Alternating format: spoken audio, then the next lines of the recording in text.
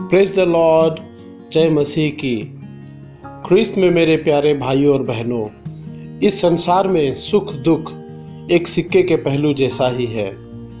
हम सभी प्रभु के विश्वासी हैं। ईसा मसीह हमारे दिल में निवास करता है, इसीलिए हम मसीही भाई और बहन कहलाते हैं।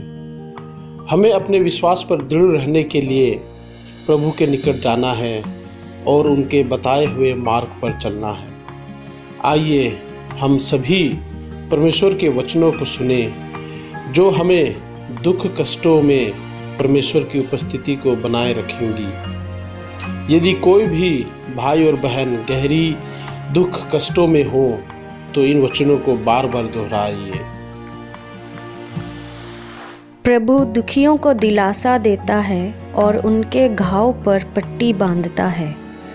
स्तोत्र 147 वाक्य 3।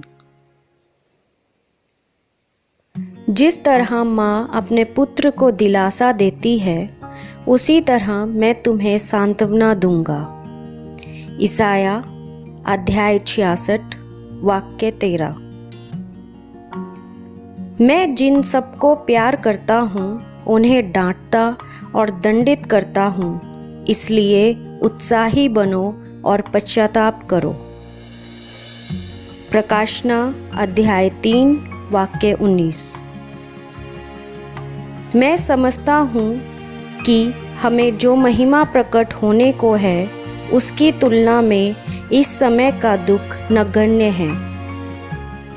रोमियो अध्याय 8 वाक्य 18। हम जानते हैं कि जो लोग ईश्वर को प्यार करते हैं और उसके विधान के अनुसार बुलाए गए हैं, ईश्वर उनके कल्याण के लिए सभी बातों में उनकी सहायता करता है। रोमियो अध्याय 8 वाक्य 28। यदि ईश्वर हमारे साथ है तो कौन हमारे विरुद्ध होगा। रोमियो अध्याय 8 वाक्य 31। कौन हमको मसीह के प्रेम से वंचित कर सकता है? क्या विपत्ति या संकट, क्या अत्याचार, भूख, नग्नता, जोखिम या तलवार। रोमियो अध्याय 8 वाक्य 35।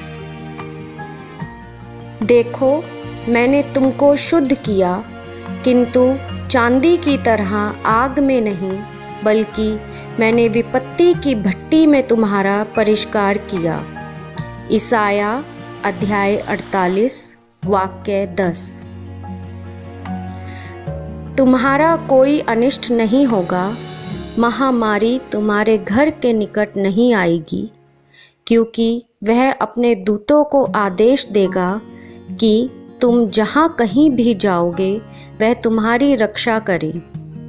वह तुम्हें अपने हाथों पर उठा लेंगे कि कहीं तुम्हारे पैरों को पत्थर से चोट ना लगे। स्तोत्र अध्याय 91 वाक्य 10 से 12। दीनहीन ने प्रभु की दुहाई दी, प्रभु ने उसकी सुनी और उसके हर संकट के समय उसको बचाया। प्रभु का दूत उसके भक्तों के पास डेरा डालता और विपत्ति में उनकी रक्षा करता है। स्तोत्र अध्याय 34 वाक्य 7 और 8।